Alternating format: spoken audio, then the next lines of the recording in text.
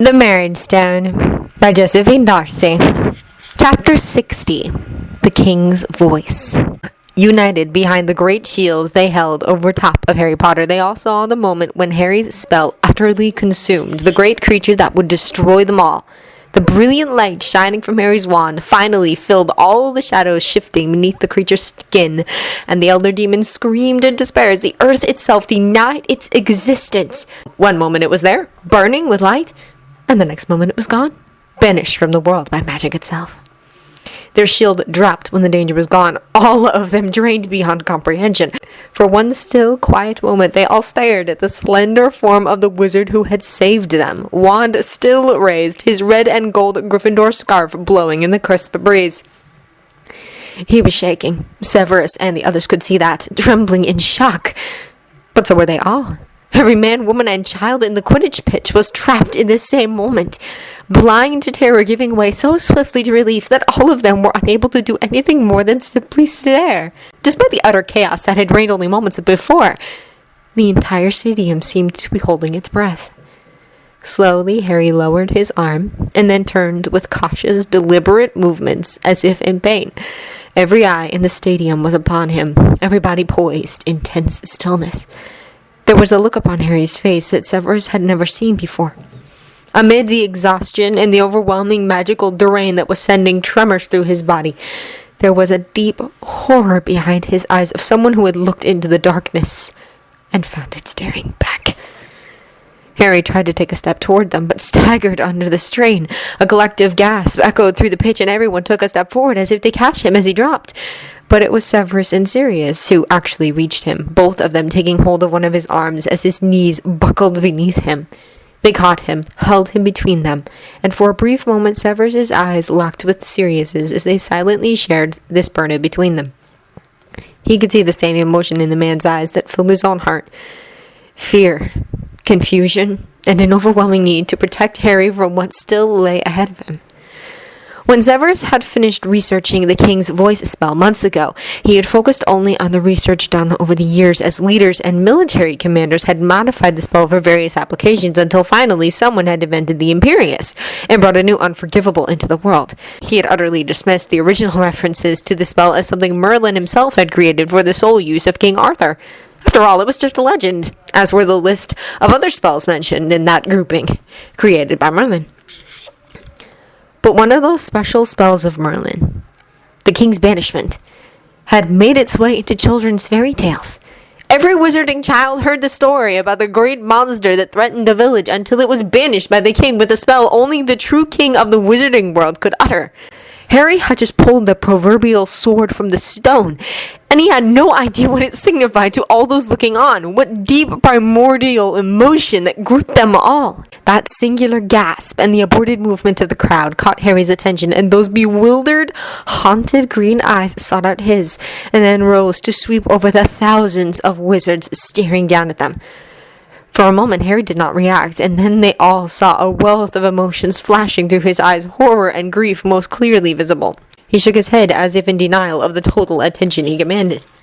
Using the strength of Severus's and Sirius's arms, he pulled himself upright and turned to face the crowd, his gaze sweeping over the silent masses still watching him, waiting for something to snap them out of their shock. "Get up!" he shouted to all of them, his voice raw with emotion.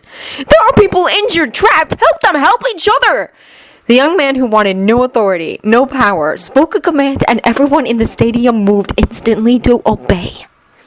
His words galvanized them all. Chaos surrounded them as rescue efforts began instantly, the Aurors along with Dumbledore moving to take charge. One set of stands had collapsed and people were trapped beneath the rubble. Other people had jumped or fallen from the stands and were lying injured on the ground. Those the creature had devoured were gone and would never be recovered. Severus and Sirius, along with Remus and the others, tried to maneuver Harry through the crowds, helping out where they could, but focused more on getting into Hogwarts.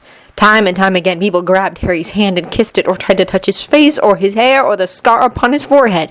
Harry, too exhausted to do more than stagger forward with the aid of Severus and Sirius, seemed almost insensate to the touches. He smiled faintly at people, but Severus was fairly certain that the boy had little understanding of what was truly happening here. As more Aurors and medical personnel from St. Mungo's began arriving via portkey, it became apparent that they had to get Harry into the castle, as his mere presence would soon begin hampering the recovery efforts as crowds gathered round him. The initial shock had worn off as well, and people were reacting now to the terror they had all endured, some sobbing uncontrollably, others calling out the names of loved ones as they tried to find each other in the chaos. It reminded Severus all too much of the chaos he had returned to at the end of last year, when he'd arrived back at Hogwarts just at the end of the battle against Voldemort and the explosion of the Eye of Odin. The memory was likely not doing Harry any good either, and he couldn't help wondering in despair if Harry was doomed to end every school year this way. Of course, the school year was not yet over, he reminded himself. And after these events, he knew that life for Harry had once again just changed irrevocably. Things that had only been whispered about, vague rumors, the garish headlines in the papers, they were nothing to what Harry would face now after this. He had no doubt that every pureblood in the stands that day, everyone raised as a child in the wizarding world, would know the stories of the king's banishment. The events of the day would spread across the planet within hours. Severus's heart was pounding as these thoughts became clearer and clearer in his head. The entire world had wanted Harry prior to this day. How much worse would it be now? And how would Severus ever keep them away? He could not bear the thought of letting Harry go. Between all of them, they managed to get through the gates of Hogwarts. They were open now, as people were being taken into the infirmary before being transferred to St. Mungo's. They hurried Harry through the halls, taking him to a private room near the main staff lounge, the very room Harry and Severus had been married in.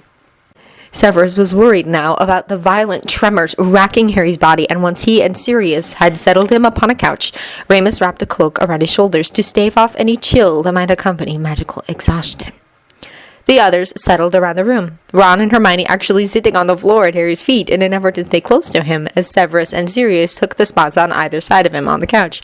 The twins took up guard position at the door, and across the room, Severus could see Charlie comforting a clearly upset Draco. That the Slytherin boy had joined them out on the field was amazing. Draco was not well known for his acts of bravery, and the action had left him shaken.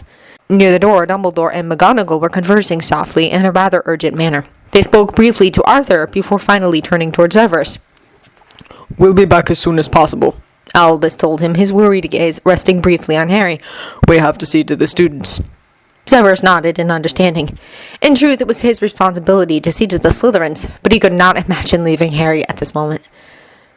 "We'll go," Bill and Percy both offered, seeing the dilemma. Severus nodded in relief. Both of them had, in their time, been head boys, and would know enough to deal properly with the Slytherin students. If he had to take a guess, it would be unlikely that any Slytherin student had been wounded. They would have done everything in their power to assure their own safety. Not one of them would have attempted to jump from the stands.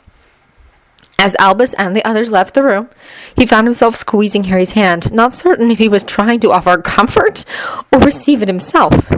Unused to such a public display as even hand-holding, he was unable to even guess at his own motives for doing such a thing.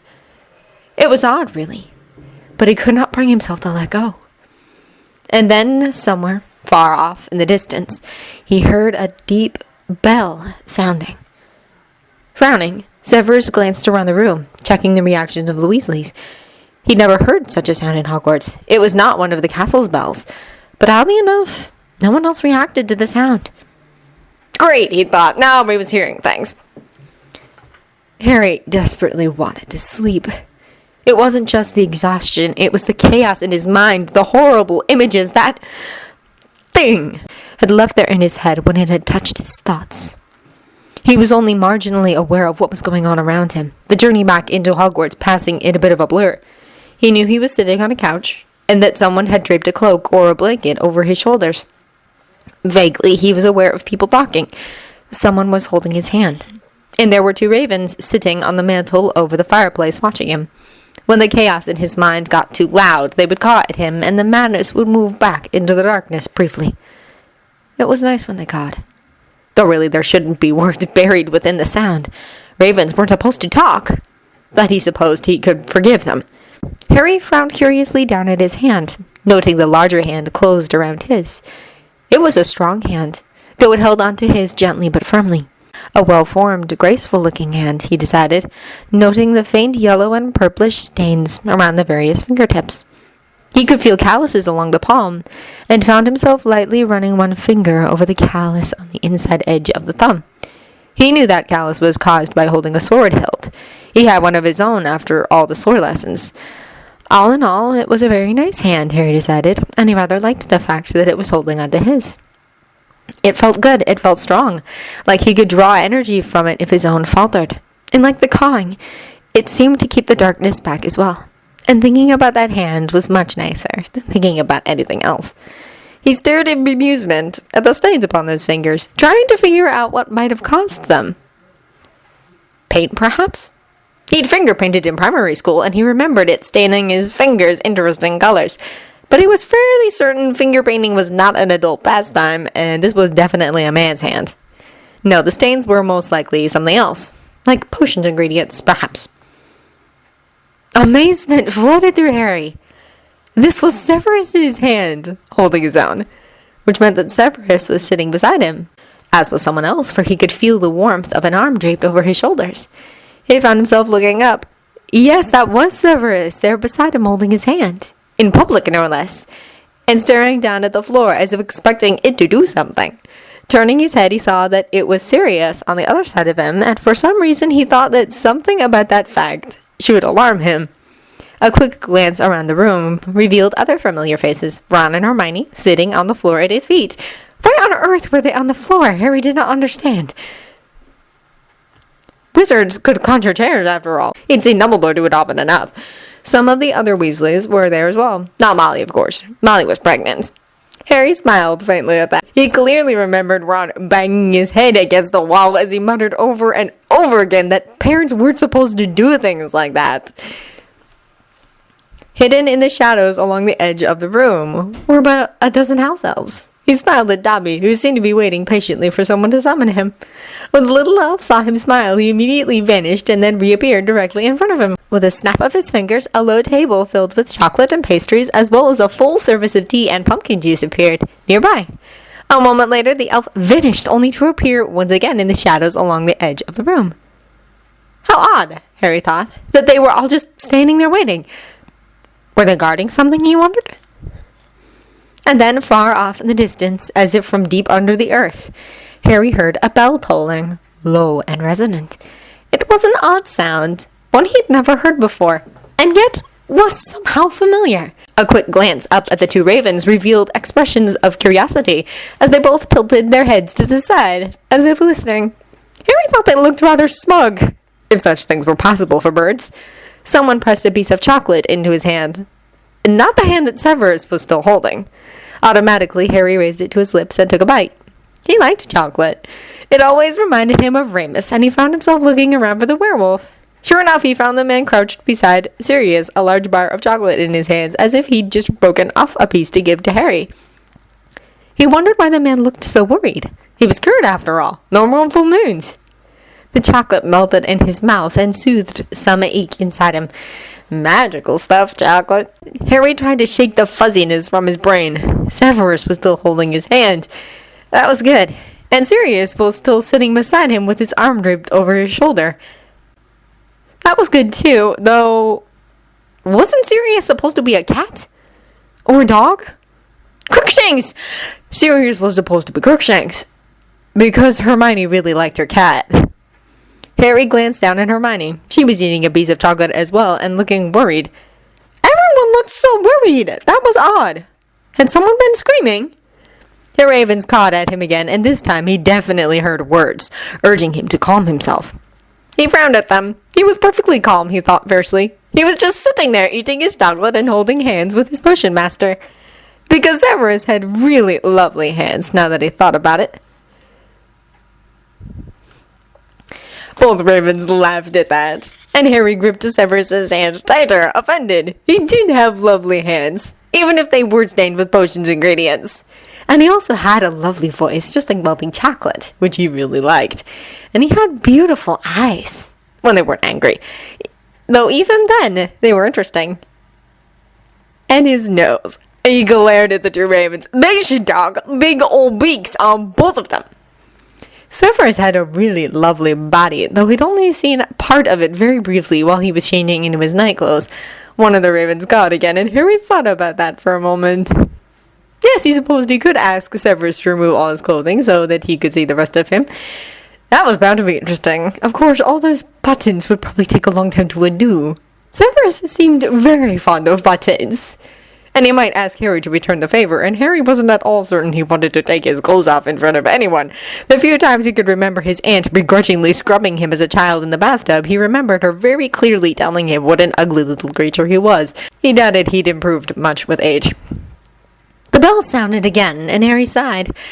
Such a strange sound, so deep and powerful. He was fairly certain that the bell was very far away. The sound of a door slamming open startled him, and he frowned when his hand was released and the arm around his shoulder was removed. How sad, he thought. He'd been rather enjoying the moment, drifting in warm comfort. He could hear someone shouting. Lots of shouting, actually, but he was far more interested in the fact that Ron and Hermione got up from the floor and took Sirius's and Severus's place beside him. Both of them reached out to take one of his hands, and Harry squeezed them both tightly. That was better. People really seemed to want to hold his hands today, and he couldn't remember a time when that had ever happened before. Maybe it was his birthday? Or Christmas? He really liked Christmas, and last Christmas had been the best ever. Both ravens got at him, and Harry grimaced. He didn't want to come back just yet, he protested, but they were insistent, and Harry felt the fuzziness fading away from his mind.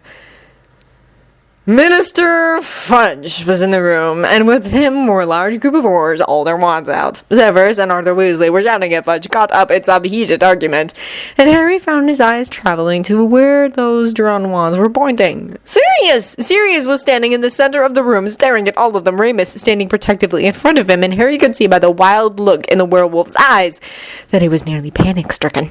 Sirius! Harry's thoughts cleared in an instant as he remembered the events of the day. He forced all thoughts of the creature to the back of his mind, knowing if he focused on that, he'd simply drift away again.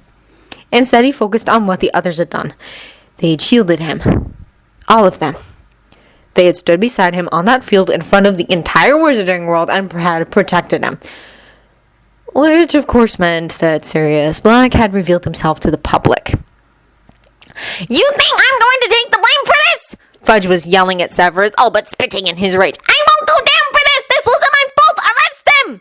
He was pointing his finger at Sirius, and Harry understood, in that instant, exactly what the man intended. He would arrest the notorious murderer, Sirius Black, and he would blame the events of the day on him. One of the ravens whispered, and Harry understood that the man would also do everything in his power to blame all of them, Dumbledore included, for harboring a criminal. To save himself, Fudge would destroy all of them. He risked his life to protect Harry, Severus shouted back at the man, defending Sirius. You arrest him, you do anything to hurt Harry, and the crowds out there will tear you apart. No! Fudge snarled back. I won't take the blame! Arrest him! Arrest them all! He was shouting at the Aurors now, who were looking more and more uncertain by the moment. Harry looked for Shacklebolt, but did not see him in the group. Stark was there, however, his eyes narrowing thoughtfully. He did not know whose side Stark was on, but the man had always been honorable. I doubt Mr. Potter wants us, Stark began, only to be cut off by Fudge. You work for me, not Potter! Fudge snapped. I am the Minister of Magic! But the spell he used, Stark protested. They're saying that he's... I don't care who he is, Fudge exploded. He's still subject to the law! As he continued to shout, several others moved in front of Sirius, while Ginny and Draco took up position near Harry. Harry could also see all the house elves around the edge of the room poised and waiting, their tiny hands closed into fists. Cornelius! Dumbledore's voice broke through the shouting as he and McGonagall re-entered the room. What is the meaning of this? His quick glance around the room no doubt answered the question for him. Fudge glared at the old wizard. I'm here to arrest Sirius Black. You've been harboring a known criminal within the walls of Hogwarts. You're here to try and force the blame for today's fiasco off on someone else. One of the twins interrupted, which only riled up Fudge further, and he began shouting again, demanding Sirius's arrest, despite the protests of Dumbledore and the others.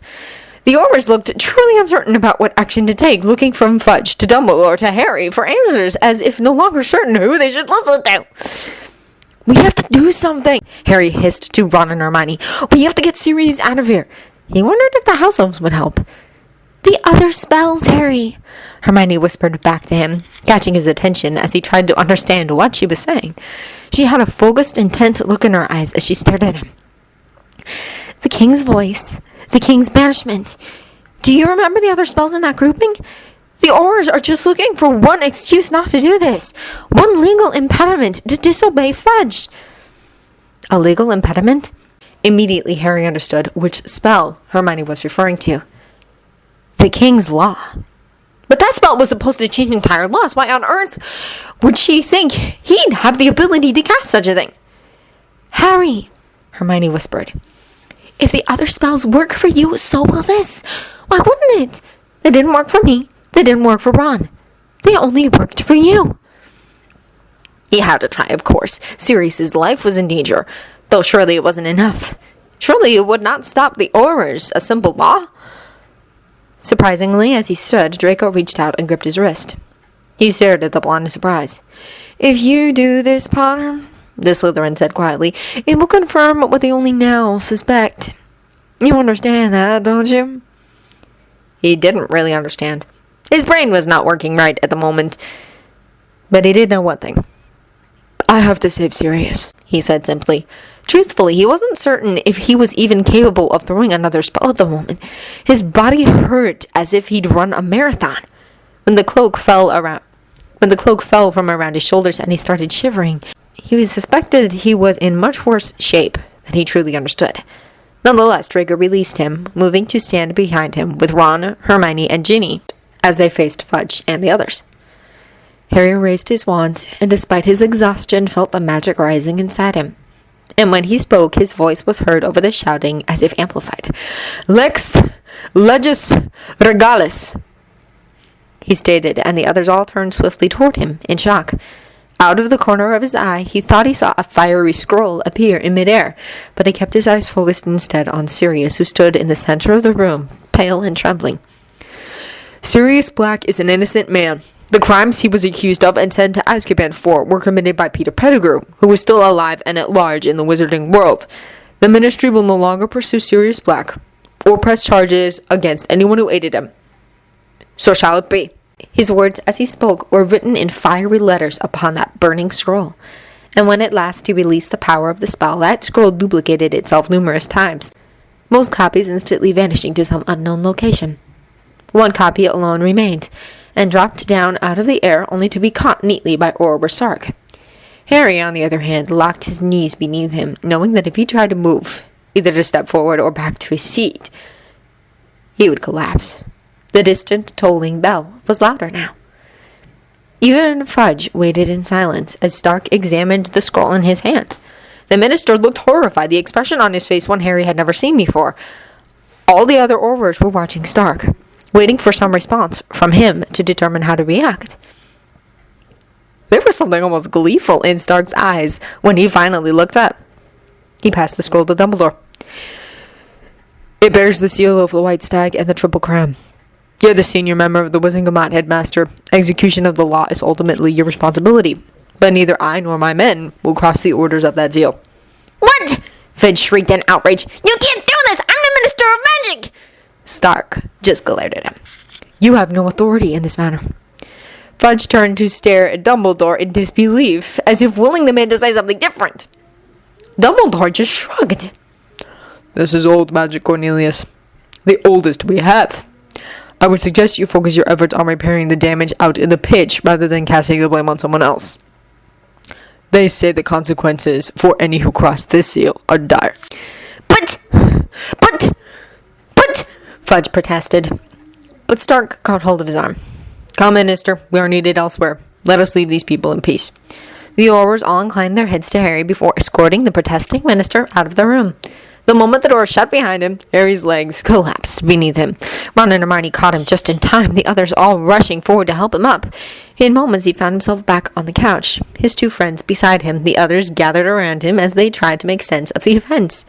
Dumbledore still clutched the scroll in his hands. Albus?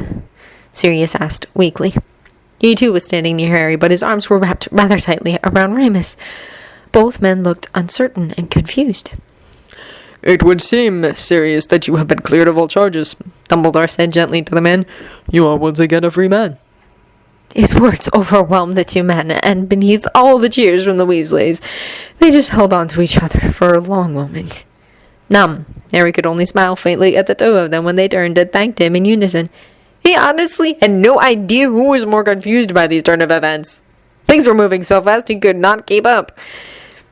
He found his gaze drifting instead toward the ravens as the bell sounded again.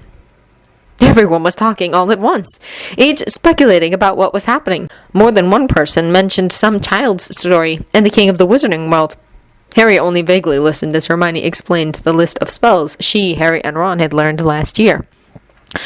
"But the story says that the king can banish anything," Ron exclaimed suddenly. "That means Harry can banish you-know-who! One spell and he's gone!" That got Harry's attention at last, and he refocused his mind. The two ravens grew agitated and began cawing loudly, hopping around on the mantel and flapping their large black wings. "Headmaster?" he said softly. Immediately, Dumbledore came closer, pulling up a chair so that he could sit down directly in front of Harry. He reached out and took hold of one of his hands, and Harry was grateful for the warmth. "Can I banish him?" Dumbledore's blue eyes held his, and Harry was intimately aware of the power and wisdom contained within this man. "That demon did not belong to this world, and had no defense against your spell. And yet even still it fought you and resisted. Voldemort, for all his evil, is still a wizard, and like it or not, he does belong here. His resistance will be far greater." He had not answered Harry's question. Even as fuzzy as his thoughts now were, he understood that. "Can I banish him?" he asked again. Something flickered in Dumbledore's eyes. "You understand how powerful you are?" he asked softly. "I'm beginning to," Harry admitted reluctantly. He did not want to think about the implications of all that power, or the fact that he could do these spells when no one else could. Dumbledore nodded. "But I don't think you truly understand how powerful Voldemort is," the old man informed him. That was still not an answer, but Harry could infer something from it. Voldemort would be able to resist his spell. And Voldemort was at least as powerful as Harry. But still, if there was a chance... "It is not time," the ravens cawed urgently. "Not time!" "Not time for what?" Harry asked them, glaring hard at the mantel where they were huddled together. "Not time for me to die? That he would kill me if I tried, or that I was to succeed but die anyway? Is that what I'm supposed to do? Die to stop him?" You could hear gasps and cries of protest around him, but it was Dumbledore who pulled his attention back, squeezing his hands tightly between his own. "Harry, who are you talking to?" the old man demanded. "The ravens!" he explained, ignoring the look of alarm in Dumbledore's eyes. "They say it is not time. Is that what I'm supposed to do, die banishing him?" "No!" Dumbledore shouted, startling him. "I do not believe that. That is not why you exist. You are too important to this world. You have too many things to do. Your power is growing. It is not time for you to face him. Not now. Not until you are ready." "Do you believe that?" Harry asked. "That I still have a place in this world?"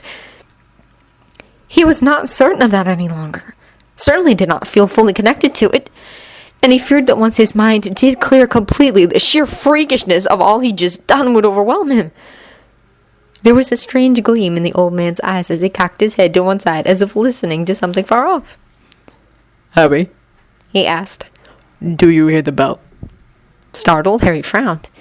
Out of the corner of his eye, he saw both Sirius and Severus react oddly to that question. He slowly nodded his head.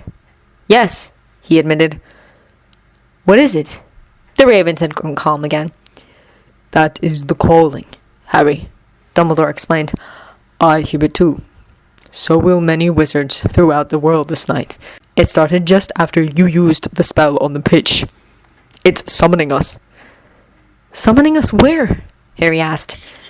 But Dumbledore just shrugged. "I don't know yet. We'll know when it's time. And when we do answer that call, you'll learn the answer to your own question.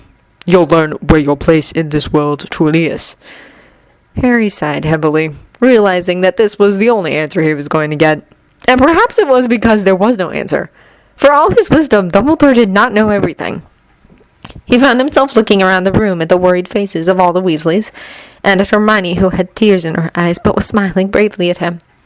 Remus looked calm and resolutely, and there was a fierce contentment in Sirius's eyes, as if he knew somehow that things would be okay. And Severus. He was standing just to the left of Dumbledore, and there was such emotion in his eyes that Harry thought he must be in physical pain. It would be nice, Harry thought, to sit beside him once again and hold his hand. "I'm tired," he whispered. Dumbledore patted him on the shoulder. "I imagine you are, my boy," he agreed as he stood up. The old man took a quick look at the others in the room as if weighing his next decision. "Let us move Harry, Ron, Hermione, and Ginny up to my tower. There are too many strangers in the castle at the moment. And Draco, you had best go as well. I've heard rumors that your parents have arrived, and I don't think it would be wise to meet them unescorted.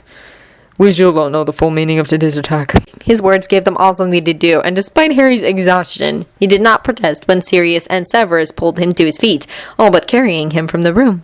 He stumbled along between them, not paying much attention to where they were going, only vaguely aware that they were moving upstairs. When he did not think he could go another step, Remus, still impossibly strong, picked him up and carried him the rest of the way. It was a testament to his exhaustion that he did not protest the indignity. Eventually, he found himself seated on a long couch in Dumbledore's office. "Charlie," Dumbledore said. "you stay with them. The rest of us are needed elsewhere." Both Severus and Sirius protested immediately, each once again sitting beside Harry. He tried to remain focused on what Dumbledore was saying. The old man was frowning thoughtfully, as if weighing the request. Dumbledore sighed heavily. "The workmen who built the Quidditch stands put all sorts of spells on the structure to prevent them from collapsing due to spell damage. They are nearly impervious to magic. It never occurred to anyone to make them impervious to physical damage. There are still people trapped beneath the section of stands that collapsed, and they're having a hard time using magic to find them. They could use your noses, Sirius and Remus. Apparently the only available rescue dogs belong to the Muggles and are currently involved in some other disaster. And Severus, there are a lot of people injured, and Poppy is running out of potions to give them. She could use your help." "Go," Harry urged all three of them, knowing they did not want to leave him. They turned toward him uncertainly, but he just shook his head. "All I want to do is sleep," he replied. "There's no point in staying here and watching that. Not when there are people who need you."